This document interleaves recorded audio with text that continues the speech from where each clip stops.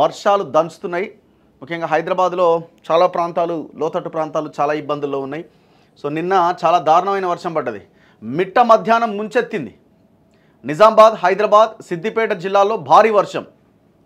So ఇక్కడ railway under bridge దగ్గర నిజామాబాద్ జిల్లా కేంద్రంలో ఆర్యూబీ కింద వర్షపు నీటిలో చిక్కుకున్న బస్సు ప్రయాణికులను బయటకు తీసుకొస్తున్న స్థానికులు, పోలీసులట. ఇప్పుడు అంటే సడన్గా బస్సు పోతుంటే ఎట్లా ఆయన అల్లకెళ్ళి పోవచ్చు అని అనుకుని తొక్కినటువంటి ఎక్సలేటర్ ఆడపోయి ఆగింది.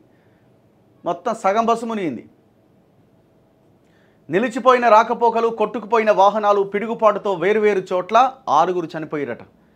సో చాలా దారుణంగా ఉన్నది పరిస్థితి. మిట్ట మధ్యాహ్నం వేళ అకస్మాత్తుగా కురిసిన భారీ వర్షం జనజీవనాన్ని అతలాకుతలం చేసింది. ముఖ్యంగా నిజామాబాద్, హైదరాబాద్, సిద్దిపేట జిల్లాల్లో సోమవారం మధ్యాహ్నం 1 గంట నుంచి 3 గంటల వరకు కుండపోతలా పడ్డది. నిజామాబాద్ జిల్లా కేంద్రంలో ఎక్కడి వరద అక్కడే నిలిచిపోయింది. హైదరాబాద్ నుంచి వస్తున్న ఒక ఆర్టీసీ బస్సు కంఠేశ్వర్ సమీపంలో ఆర్యూబీ కింద నిలిచిపోయిన భారీ వరద నీటిలో చిక్కుకుంది. పోలీసులు, స్థానికులు స్పందించి ప్రయాణికులను రక్షించారు. నగరంతో పాటు భీమ్గల్, కమ్మర్పల్లి, మోర్తాడ్ మండలాల్లో కూడా అధిక వర్షపాతం నమోదైంది. హైదరాబాద్లోని కొన్ని ప్రాంతాల్లో జడివానతో వాహనాలు కొట్టుకుపోయాయి. యూసుఫ్గూడ, కృష్ణానగర్లో వరద పోటెత్తింది. 2 గంటల వ్యవధిలో దాదాపు 5 సెంటీమీటర్ల వాన పడ్డది. అనేక దారుల్లో భారీగా ట్రాఫిక్ జామ్ అయింది. సిద్దిపేట, గద్వాల జిల్లాలో కూడా అనేక మండలాల్లో భారీ వర్షం కురిసింది. రాష్ట్ర వ్యాప్తంగా పిడుగుపాటుకు గురై 4 రైతులు సహా 2 చిన్నపిల్లలు చనిపోయారట. సో ఇవాళ రేపు కూడా ఎల్లో అలర్ట్ జారీ చేసింది వాతావరణ శాఖ. అంటే మోస్తరు వర్షాలు, కొన్ని చోట్ల భారీ వర్షాలు పడే అవకాశం ఉందట.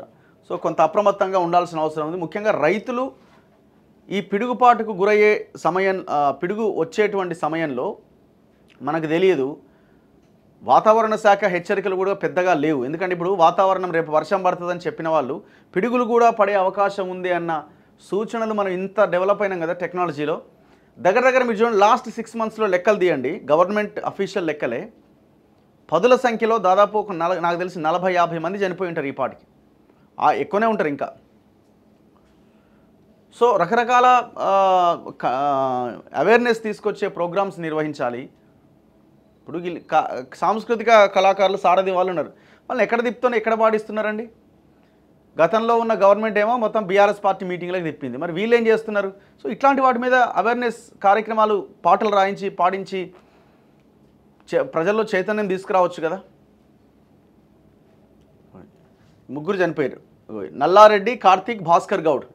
గద్వాల జిల్లా గట్టు మండలం ఆరగిద్ద గ్రామానికి చెందిన రైతు నల్లారెడ్డి 28 సంవత్సరాలు సోమవారం సాయంత్రం తన పత్తి చేనులో పనులు చేసుకుంటుండగా సమీపంలో పిడుగుపడడంతో అక్కడికక్కడే చనిపోయాడు. ఇదే జిల్లాలో ఆలంపూర్ మండలం క్యాతూరు గ్రామంలో వేముల రాజు, మల్దకల్ మండల కేంద్రంలో ఆదిలక్ష్మి పొలంలో పిడుగుపాటుకు గురై మృత్యువాత పడ్డారు. వికారాబాద్ జిల్లా తాండూరు మండలం సంకిరెడ్డిపల్లిలో గడిసింగాపురం విఠలప్ప రెండో కుమారుడు కార్తీక్ జిన్గుర్తిలోని జెడ్పీ ఉన్నత స్కూల్లో 9వ తరగతి చదువుతున్నాడు.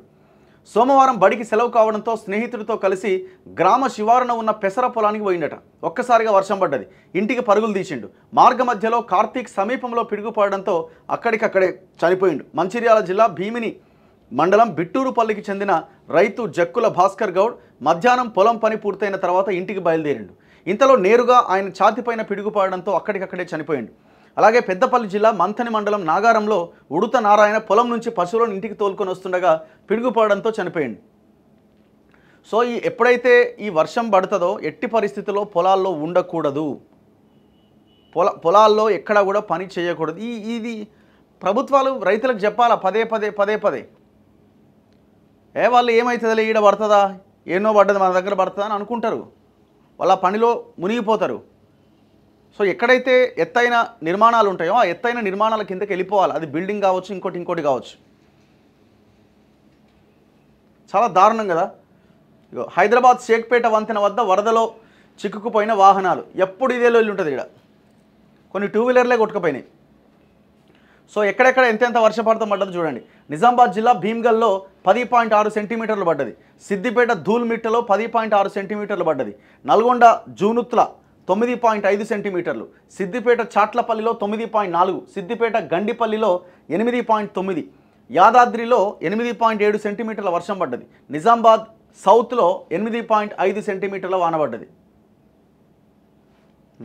గద్వాల జిల్లా గట్టు మండలంలోని బోయలగూడెం వాగుకు వరద పోటెత్తడంతో డ్రిప్ పైపు సహాయంతో వాగు దాటుతున్న రైతులు, కూలీలు. ఎంత దారుణమైన సిచ్యువేషన్. కర్రలు చేతిలో ప్రాణాలు అరచేతిలో. ఆదిలాబాద్ జిల్లా ఇంద్రవెల్లి మండలం హర్కాపూర్ పంచాయతీ పరిధి మామిడిగూడ బి గ్రామాలకు ఏటా వర్షాకాలంలో తిప్పలు తప్పట్లే. సోమవారం 2 గ్రామాల రైతుల పొలాలకు ప్రజలు సంతకు వెళ్లారు.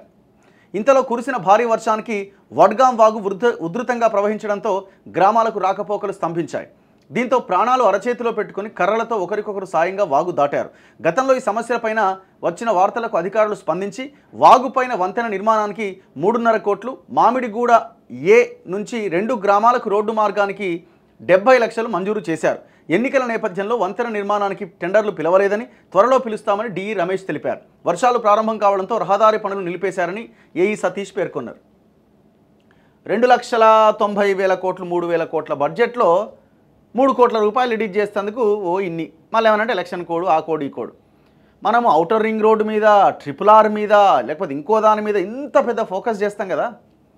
4వ నగరం 5వ నగరం అని పేరు చెప్పి దాని మీద ఏజెన్సీ ఏరియాల్లో ఉన్న ముఖ్యంగా ఇలాంటి గ్రామాలకు కనీసం రోడ్డు సౌకర్యం కూడా లేదు అన్న విషయం మనకు తెలియదా?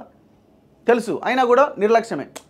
వాళ్ళ బతుకు వాళ్ళు బతికేస్తారు, వాళ్ళది ఎందుకు చేయాలి మనం? సో ఈ రకమైన ఆలోచనతో గవర్నమెంట్స్ ఉన్నాయి.